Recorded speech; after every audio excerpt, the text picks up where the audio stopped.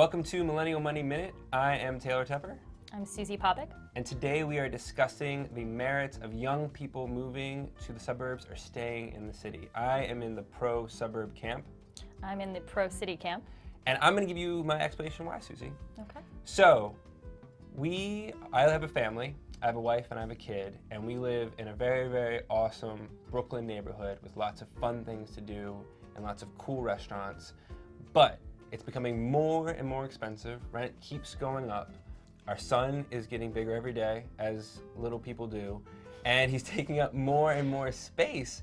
And as he gets bigger, I feel like my walls are coming in on me, and we feel as if we have less and less space, and we can't really breathe.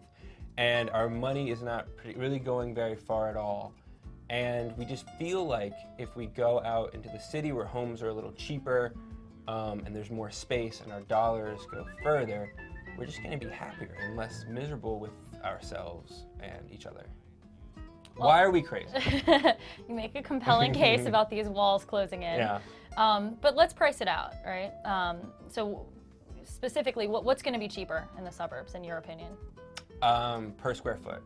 Okay. Yeah. So and that's true. On Homes. paper, a home certainly of comparable size is going to be cheaper in the suburbs. But if we're going to talk about New York as an example, sure, that's true.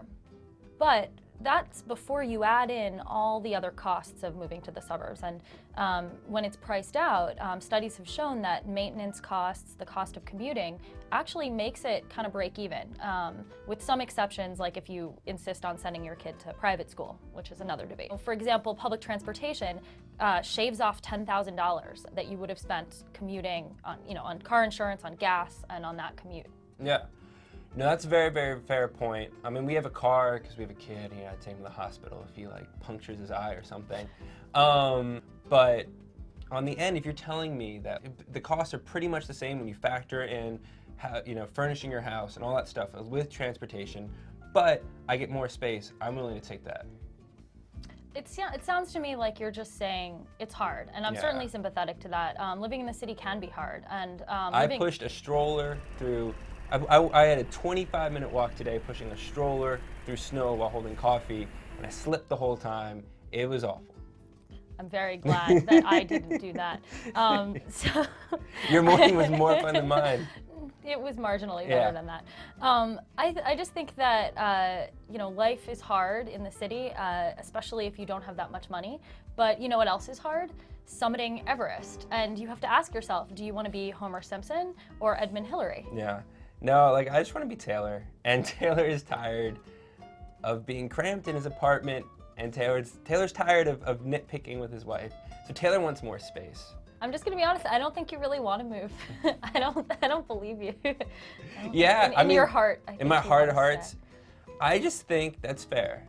And I wish that I had a lot of money, and I wish that I could have a really cool brownstone apartment and have updated appliances, and I wish all these things, but I also wish I was a left-handed reliever for the Nationals, and I wish that I was taller and better looking. But it's just not the way it is. And I think one thing that I have definitely one thing that I've sort of accepted in terms as I've gotten older and I've taken on more responsibility with a family and a job and all that kind of stuff is you don't really get to do what you always necessarily want to do, and the thing that you necessarily want to do isn't really the thing that you really want to do, if that makes sense.